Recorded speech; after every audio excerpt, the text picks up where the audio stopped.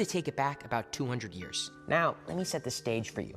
The year is 1820. The U.S. is a young nation with 22 states, 11 free states in the north and 11 slave states in the south.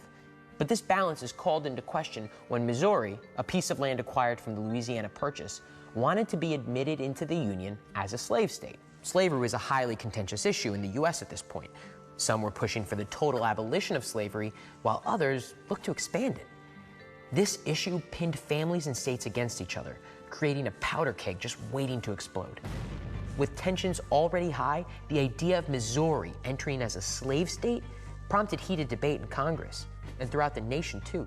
Not just about Missouri, of course, but also how slavery factored into all future states and the future of the nation. Many argued over whether Congress even had the right to spread or limit slavery in the United States at all. While Northerners argued Congress should be allowed to prohibit slavery, Southerners insisted on popular sovereignty, the idea that it should be up to the states to determine this for themselves.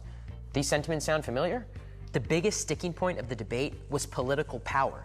You see, Missouri's entrance as a slave state would throw off the balance of power in Congress. So to keep things even, Congress hashed out a separate solution, a compromise of sorts. In exchange for Missouri's admission as a slave state, the Northern Territory of Maine would be admitted as a free state. This ensured equal representation between the North and the South. A second part of the compromise banned slavery throughout the remaining Louisiana Purchase territory north of latitude line 3630.